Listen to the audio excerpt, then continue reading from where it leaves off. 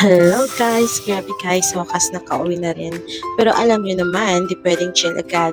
May kutob pang dapat solusyonan. Kaya ito na, after work, ang pagiging master chef sa sariling kusina. Okay, simulan na natin. Simpleng hapunan lang to ngayon. Ano ba ang line-up natin tonight? Siyempre, classic. Itlog, hotdog at kanin.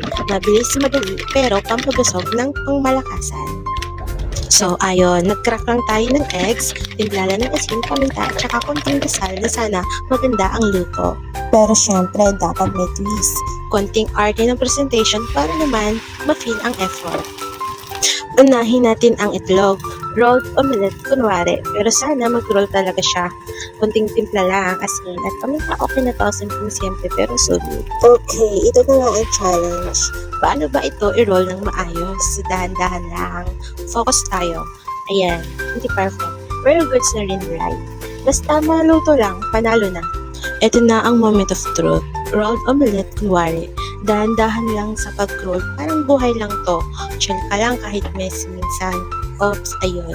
Medyo nagkapira-pira pero at least mukhang edible pa rin. Mukhang masarap naman. Okay.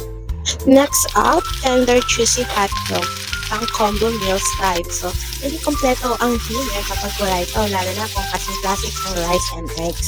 So, luto lang ng medium heat para hindi masunog. So, minsan, unavoidable. Ayun na, tara! Dinner served. So, simple lang pero may effort. Rolled omelette na pabongga, tender juicy hotdog na hindi sunog, at rice na tama lang sa lambot. So, mukha siyang fast food meal na DIY pero home cooked with love. Level up, diba? So, para mas tipid at walang pila. Okay, taste test na. Hi, ang sarap. Minsan ganito lang talaga ang happiness. Pagkain na gawa mo after a long day.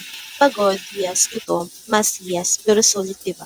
Ang sarap ng simpleng ganap na ganito. So, minsan nakaka-relax kahit galing ka sa nakakapagod na araw. Tipid na bilis pero sulit. So, ganito talaga ang after work life. Tuloy lang. Kaya sa mga tulad kong career sa umaga, chef sa gabi, saludo ko sa inyo. Life stuff pero kaya natin to. Sige, kain muna ako. Salamat sa pagsama. Kita-kits ulit sa susunod mga kahasa.